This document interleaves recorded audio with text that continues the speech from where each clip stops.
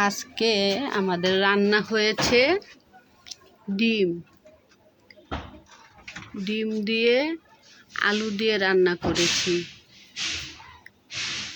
ডিমগুলোকে সিদ্ধ করে নিয়েছিলাম।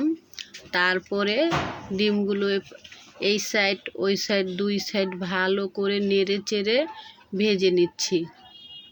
ডিমগুলো সুন্দর করে ভাজা হয়ে গেলে উঠিয়ে নিব।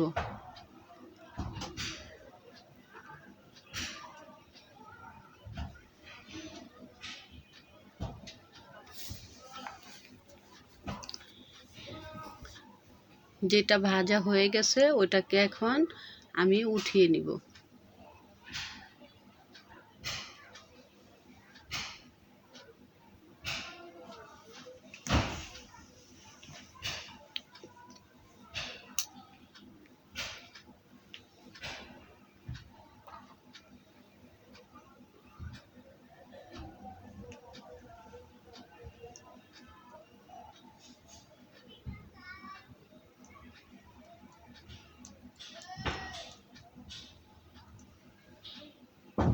তারপর এখানে দিয়ে দিব পরিমাণ মতো মশলা, কাটা পেঁয়াজ, রসুন, দারচিনি, এলাচ, গোলমরিচ, লং, এগুলো দিয়ে সাথে আবার আস্ত জিরাও দিয়েছিলাম।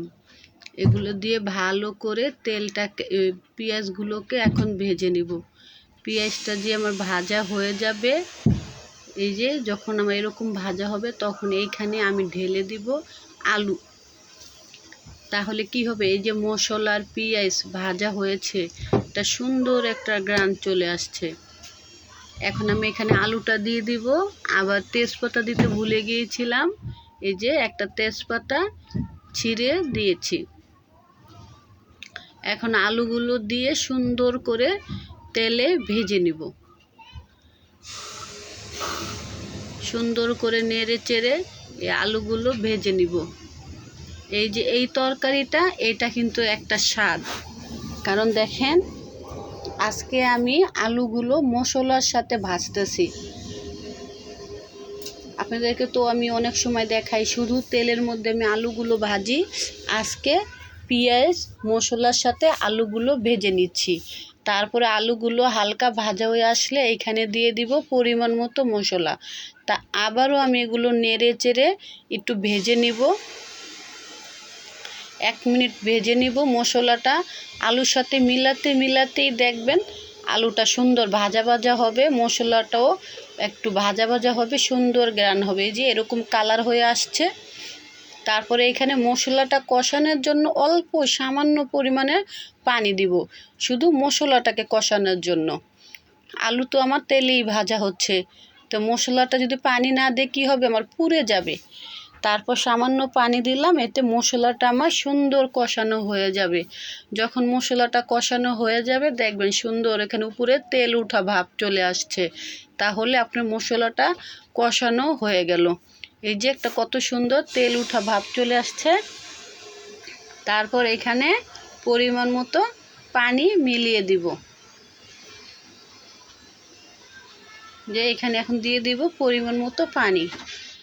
আমার আলুটা তেলে কিন্তু আমি অনেকটাই ভেজে নিয়েছি। এখানে অর্ধেক সিদ্ধ হয়ে গেছে আলুটা আমার, আর সেজন্য অল্প পানি দিয়েছি। এখন দিয়ে দিব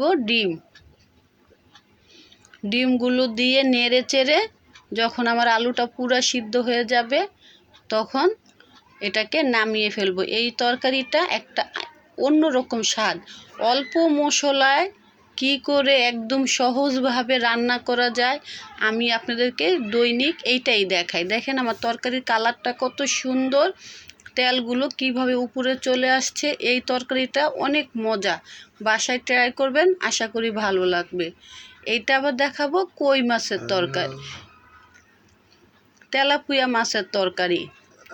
এটাকে আবার আলুগুলোকে আমি মশলার সাথে কষিয়ে নিচ্ছি। আগে মশলা কষিয়েছিলাম, তারপরে আলু দিয়ে কষিয়ে নিচ্ছি।